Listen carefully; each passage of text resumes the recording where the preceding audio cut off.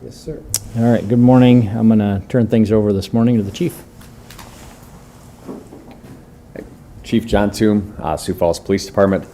Again, it's been covered in a press release yesterday. We had an officer-involved shooting yesterday, so I'm here to provide just limited details, what I'm able to provide, and it's as we've kind of talked about in the past. Around 1:30, I believe it was 1:24-ish yesterday, an officer observed a vehicle with substituted plates.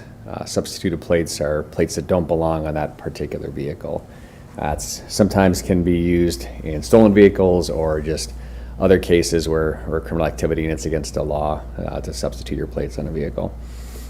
He observed that vehicle was able to make a traffic stop in a parking lot at Russell in Minnesota. And as the vehicle had pulled in and come to a stop, that's when the officer was able to make contact with it as it was parked by the gas pumps. Officer approached the vehicle, made contact with the driver, and began speaking with the driver and picked up on some hints that she was being deceptive as to what her identity was, at which point he asked her to step out of the car, which she refused.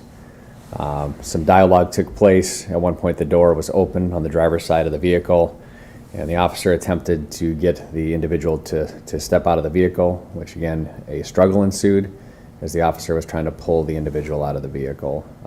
In the course of that struggle, the vehicle, as it was close to the gas pumps and the concrete protectors for the gas pumps, was put into reverse and accelerated rapidly, trapping the officer in the vehicle behind the door, and was accelerated rapidly, crashing into the gas pumps and to the concrete dividers there.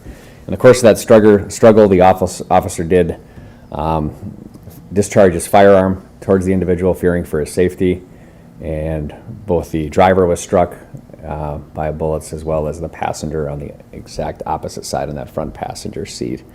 Immediate medical aid was rendered, and I think it was well covered. You guys had cameras out on scene to see some of the aftermath of that. As is customary, scene was immediately turned over to DCI.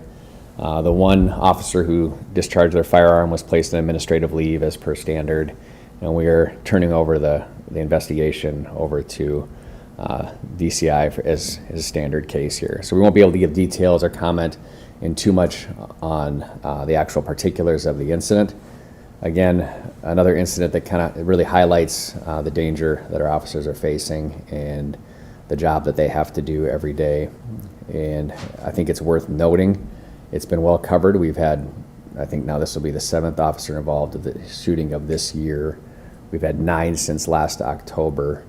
And in all of these situations, we're responding to actions that other people are placing our officers in.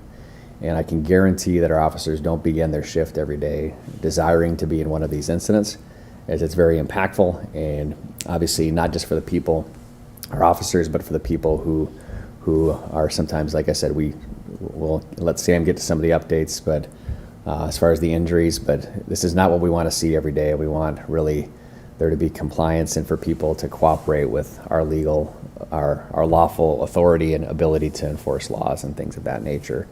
So I just wanted to bring that point up because, again, this is not anything that we seek to do, but our officers, again, are placed in situations and people's reactions and sometimes dangerous situations get created that could have been avoided. And we'll work through it as always. We have a lot of faith in the Department of Criminal Investigation and the work they do, and we're happy to cooperate them moving forward. I'm not going to take any questions today out of respect for the investigation, but we'll let Sam provide anything you want to ask him within reason, and he'll answer what he can. Thank you for your time. Thank you.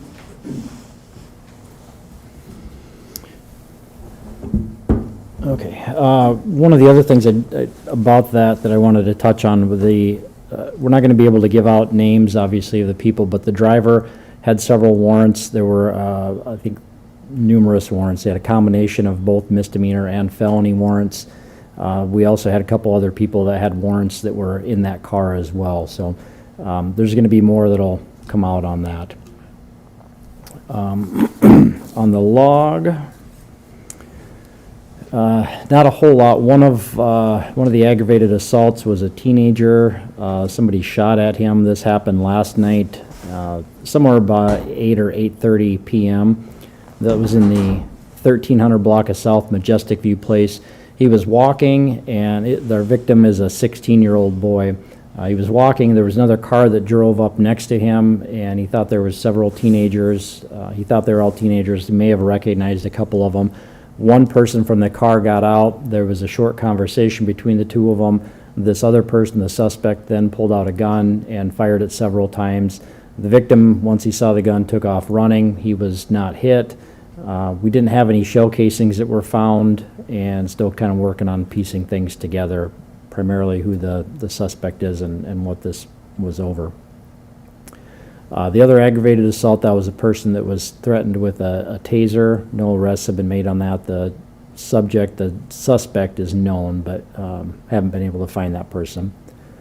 Burglary was a job site that was had some items taken from it. The disorderly conduct, that involves juveniles or a juvenile. The family disputes are basically just reports. Had a couple of protection order violations, but nothing serious from those. Fraud was somebody had a rental and didn't receive payment. Larcenies, shopliftings, license plates stolen, some tools taken.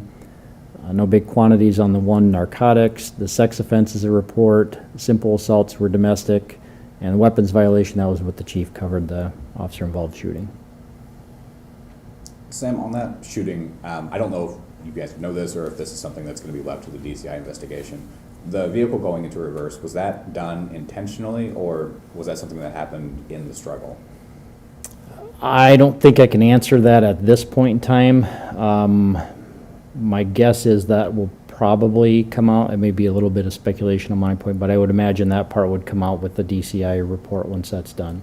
The driver of the car, she's still in the hospital getting treatment. The passenger that was shot was treated and released. Does the driver have life-threatening injuries or non-life-threatening? I guess I don't know. I just heard that the driver was still in the hospital and receiving treatment, so I don't have any idea of the condition, if it's life-threatening or not. When you say treated and released, but in custody? He was one of the people that was arrested. So he received treatment for the injuries to his arm. I think it was his arm, and then he was arrested on the warrants after that. Do you have his name? Yeah. So he was the passenger. His last name is Twobolls, Twobulls. First is Thomas, Thomas. Middle is Earl, Earl. And he's 48. The warrants, they're basically all, there's one that was a simple assault domestic warrant. Two others were simple assault warrants. Those are all misdemeanors. And the third was another simple assault, but that was charged as a felony. How many arrests, how many people were arrested at the scene? Two people. Two. Mr. Twobolls was taken to the hospital for treatment. He was arrested after that, but he was one, obviously, that was in the car, and then we had one other person that was a passenger in the car that was arrested on warrants as well. Do you have the information on that person? Yep, her last name is Cook, Cooke. First is Roseanne, Roseanne. Middle is Lee, Lee. And she is 38. She had 3 different warrants. One of them was a misdemeanor for suspended driving. We had another misdemeanor warrant for substitute license plates, and then a felony warrant for abuse or cruelty to a minor. And at what point will you be able to give us the driver's name? Once she's been arrested or charged. And that's, there's a lot of times we have suspects in crimes, people that are suspected of committing crimes. We know who they are, but we don't release that information until either there's been an arrest warrant that's been issued or they've been charged. So at that point, it would become public information and we could release it. So the driver is still in the hospital getting medical care, so there's not been any arrests at this point. Was the vehicle stolen?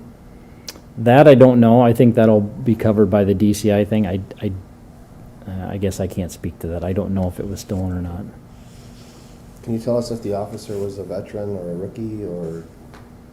Without Um, identifying them, I mean, Yeah, I don't know.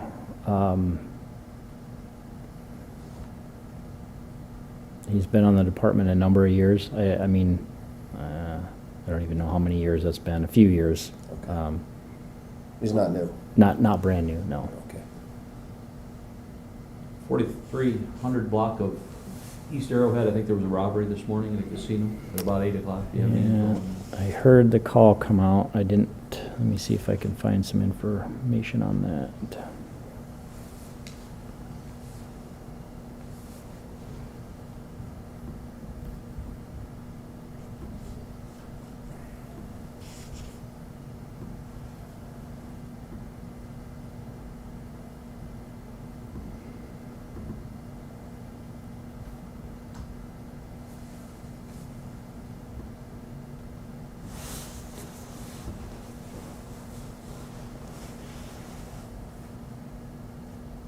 I don't have any reports yet, but it looked like a guy came into the business and threatened to shoot people. I don't know if a weapon was displayed or not.